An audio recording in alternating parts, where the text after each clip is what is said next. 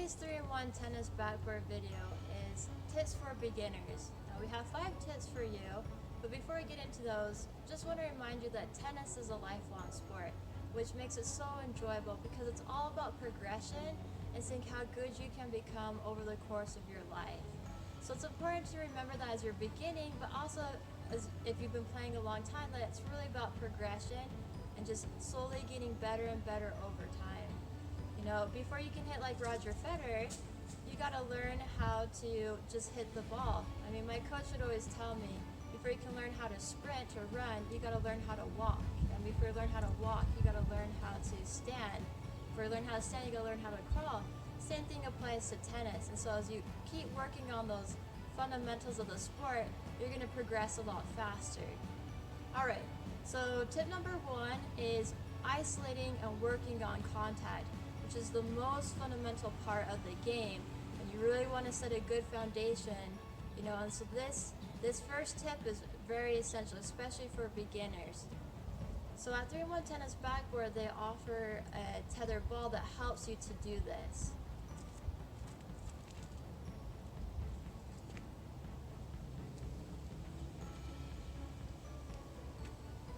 Okay, so this is the tethered ball. What you're going to do is you're going to make sure it's the right height for good contact. You're going to make sure you're standing behind it so you can work on contact on front, arms stretched forward. And you're going to make sure when you're starting to swing that you're hitting that ball in the middle of your racket. So again, that key part of contact. So you're going to stand, position it the right way, so you're going to reach forward and just tap it. Now stop there and you're going to check the position of your racket. You're going to check to make sure the racket's in a good position, middle of your strings, right height, and arm out front. Really focus on that, and then you'll do it again here and just reaching for there. Once you feel more comfortable with that, building that muscle memory, then you're going to add a little bit more tap to it. Okay, and then you're going to do the same thing again, reaching forward there. So what you're doing is you're slowly building your swing, right, and really working on those key fundamentals. Something nice about the tethered ball is that it has a lot of versatility. You can use it for forehands and backhands, but also for volleys. So I'm going to raise it up higher, alright, and then I'm going to make sure it's good position here, and I'm going to work on my good racket position, contacts cocked, and I'm going to just tap the ball. Seeing it in the middle of the strings, this is really good for volleys, because volleys are just blocking that ball and you're at a very early level learning how to do that, just keeping everything nice and controlled. You can also raise the ball even higher to work on contact for overheads and serves, where you're reaching up and you're just tapping it. And that's going to help beginners to learn, not only build that muscle memory of the motion, but also knowing where they need to hit the ball on overheads and also on serves.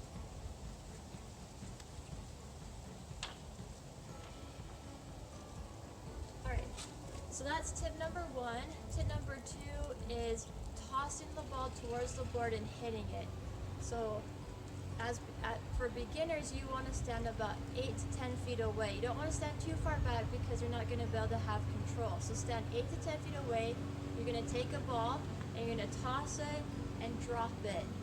Don't worry about hitting it 2 to 3 times or 4 times in a row. You're going to just focus first on tossing it and hitting out in front. Once you feel really confident with that and mastering it, then you're going to try and get 3 in a row, then 5 in a row, and then eventually 30 to 50 in a row. And once you're able to do that, then you can move farther back and do the same thing over again. Because with the backboard, you're really working on accuracy, balance, and consistency. So when you start that way, it's a lot easier to progress and to progress in the right way. Alright, so that was tip number 2. Tip number 3 is kid tennis balls. Today they've made a lot of different tennis balls that makes it helpful for beginners to advance. So they have the red ball that you just saw, there's the orange ball, the green dot ball, and then the adult ball. Use those to your advantage because they're designed to help you master the fundamentals and progress. Alright, tip number 4 is make it fun. You know, hitting against the backboard can seem tiring at times, but if you make it fun and practice in the right way, it's going to be very beneficial for your game. So the backboard itself is a target, but what you can do is you can set up a bullseye, and that's going to be a fun visual way just to see and measure how well you're progressing. So if you're hitting here, hey, you're hitting the board, which is fantastic.